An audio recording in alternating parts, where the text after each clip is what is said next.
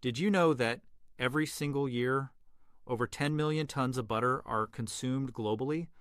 That's enough butter to fill up thousands of swimming pools, cover billions of slices of toast, and find its way into nearly every savory or sweet dish you can think of. It's that essential. But have you ever wondered exactly how butter is made from cow's milk? How does that delicious spread end up on your toast? Stick around because today we're going to take you through the fascinating journey of butter production and powdered milk, from the moment it leaves the cow to when it lands on supermarket shelves. Butter, it's not just an ingredient, it's a staple in many of our daily lives.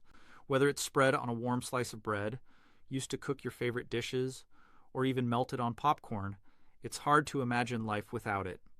But before you get that golden buttery goodness on your plate, there's an entire process behind it that's both fascinating and complex.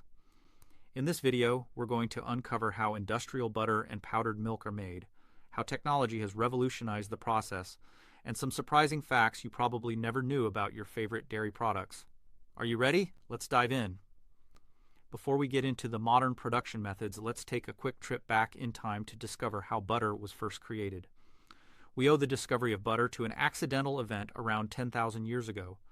It's believed that people back then were shaking milk in animal skins or hollow logs, and through this process of agitation, the fat separated from the milk, creating butter. In ancient civilizations, butter wasn't just for eating, it had a variety of uses. The Romans, for example, used butter as a beauty cream and also applied it to treat burns. Imagine rubbing butter on your skin instead of moisturizer. Sounds strange, right? But back then, it was common. And then there's the Vikings. They didn't just use butter for the occasional bread. They took it on their long, perilous journeys across the seas to fuel their bodies during their intense travels. Can you imagine? These warriors believed butter would help them stay strong on their voyages. For centuries, butter production remained a hands-on process, with farmers churning cream into butter in small batches. But the game changer came in 1878, when a man named Carl Gustav Patrick invented the mechanical cream separator.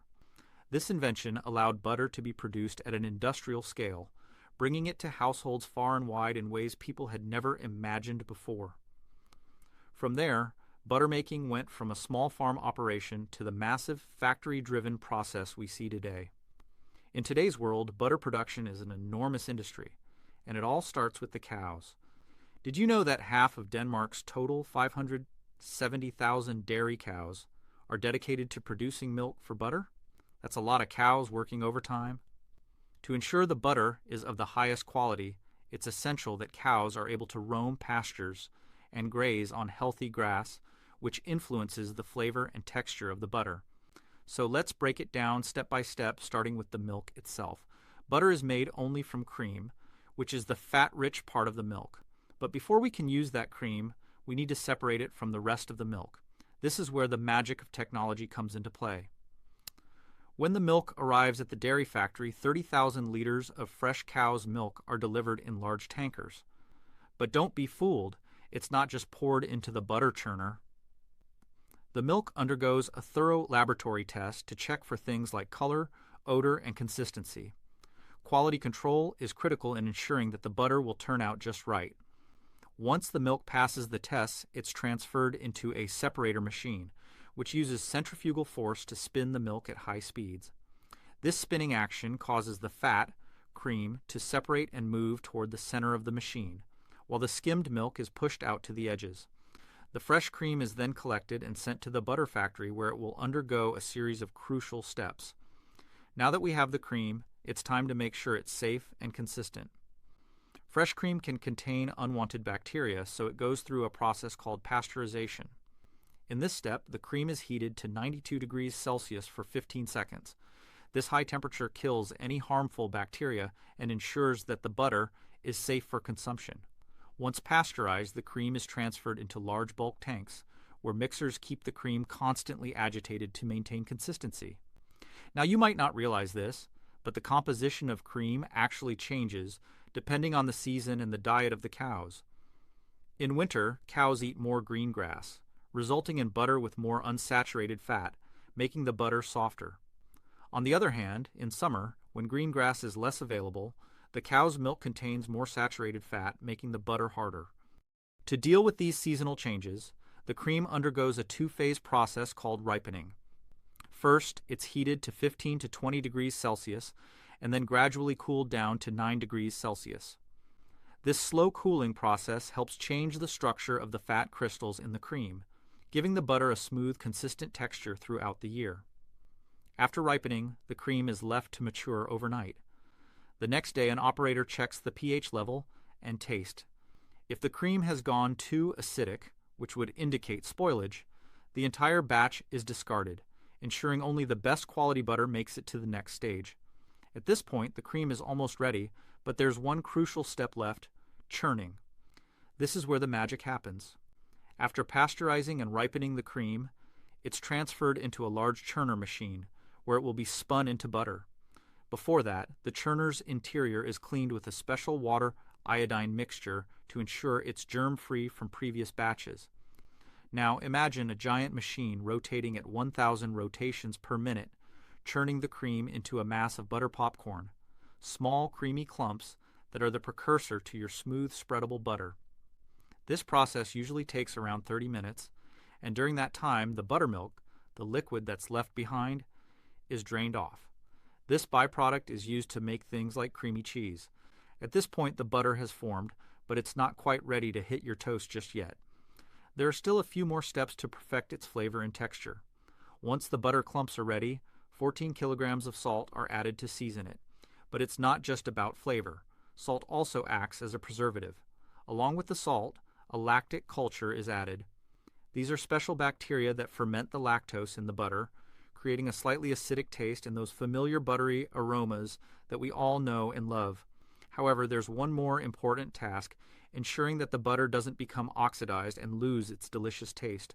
When air is incorporated into the butter during the churning process, it can cause the butter to spoil or develop a metallic taste. To prevent this, the churner is sealed with a rubber ring and metal clamp, maintaining proper air pressure inside. This ensures that the butter stays fresh and perfectly textured. Once all the ingredients are added, the butter is needed to mix everything together evenly. After that, it's transferred to a vacuum chamber where air is removed, making the butter smooth and dense. Then the butter is ready to be shaped and packaged. The factory uses a special extruder to push the butter into blocks. The butter is shaped and then placed into containers, each wrapped in aluminum-coated paper to keep the butter fresh and protected from light. The packaging machine works at lightning speed, producing up to 230 packages per minute. After packaging, the butter is moved to a cold storage warehouse, where it's kept at a chilly 2 degrees Celsius to maintain freshness. Every 2 minutes, a pallet of butter containing 4,000 packages is shipped out of the factory and sent to supermarkets worldwide. While we're talking about dairy, let's not forget about powdered milk. It's produced using a similar process, beginning with fresh milk delivered to the factory. The milk is stored in giant storage tanks before being pumped into a series of evaporation machines. These machines concentrate the milk, removing much of its water content.